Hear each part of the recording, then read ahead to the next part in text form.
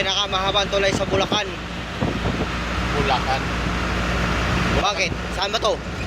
Kalsada. Sa Bulacan pa to ah. Eh, ano na to? Siya naman ito, friend. Basta Bulacan tayo, boss. Ano ba to? Pampanga na. Oo. O, di Pampanga. Pampanga daw, sabi ni boss. Sorry ha, hindi ko alam ha. Aray ko. Aray mo. Paglalampas tayo dyan, Bulacan na yan ay ano na, utanan nito kasi tulay eh. Bundere ba? Bundere. Paglalampas ka dyan sa tulay na yan, yan, ano na yan.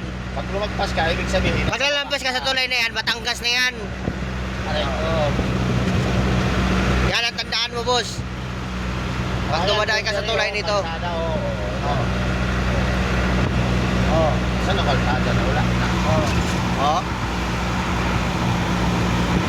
Minsan na nga Kinis, daw oh. sa...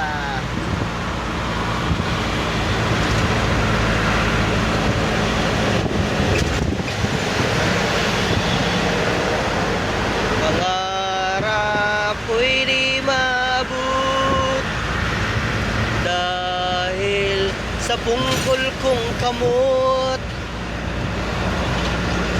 Labis ko nang pinagsisihan ang aming kamalian. Ba't para lumiit yung tulay dyan, ano? Kabila, no? Okay.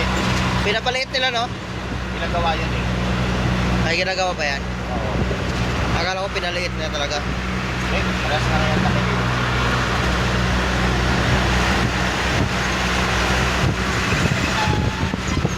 Lapit na talaga. Hindi naman ah. Kahit ako. Hindi ko nga nararamdaman eh. Malamig ang hangin dito. Ano ba sandal ko? Tama na, bigat dun. Oh, sandal lang eh. Bigat dun. Yung dolo, boss. Bulacan. Lolo, Batangas. Yung dolo, Pampanga. Itong gitna, Batangas. Aray mo. Ganun pala yun, ano? Yan, kalsada na sa lugar. Kaya pala mahaba itong tulay na to.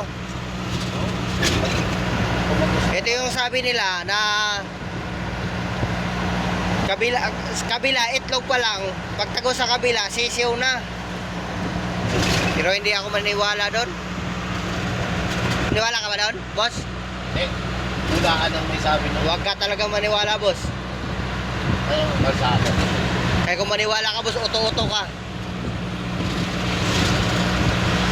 Aray mo!